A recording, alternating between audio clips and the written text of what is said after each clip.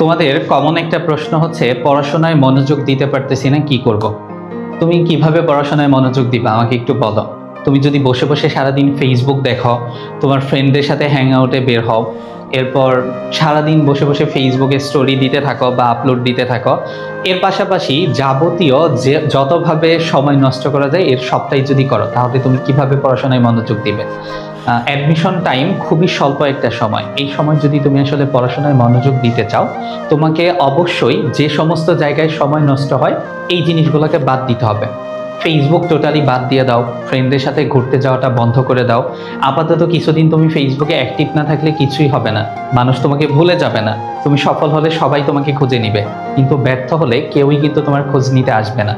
তাই তুমি যদি পড়াশোনায় মনোযোগ দিতে চাও, প্রথম যে কাজটা করতে হবে, যে সমস্ত জায়গায় তোমার সময় নষ্ট হয় এই সমস্ত জায়গায় সময় নষ্ট করা যাবে না, এই সমস্ত জায়গায় সময় দেয়া বন্ধ করে দিতে হবে। যদি এই সমস্ত জায়গায় সময় দেয়া বন্ধ করতে পারো, তাহলে তুমি খুব সহজেই পড়ার টেবিলে বসতে পারবে। এটা তুমি হুট করে করে ফেলতে পারবে, বিষয়টা মোটেও এমন না। তুমি একদিনই ফেসবুক যদি আনইনস্টল করে দাও, আমার কথা শোনার পরে কালকেই আবার তুমি ইনস্টল করবা। তুমি আস্তে আস্তে জিনিসটা থেকে নিজেকে সরায় আনো। তুমি যে 7 দিন সময় নাও, আজকে তুমি 5 ঘন্টা সময় নষ্ট করছো, কালকে তাহলে 1 ঘন্টা কমাও, 4 ঘন্টা, এরপর 30 মিনিট কমাও। এভাবে 7 নাম্বার দিন গিয়ে দেখবা যে পড়াশোনার বাইরে তুমি সর্বোচ্চ 30 থেকে 40 মিনিট সময় নষ্ট করেছো, অ্যান্ড বাকি সময়টা তুমি আসলে পড়ার টেবিলে বসেছো।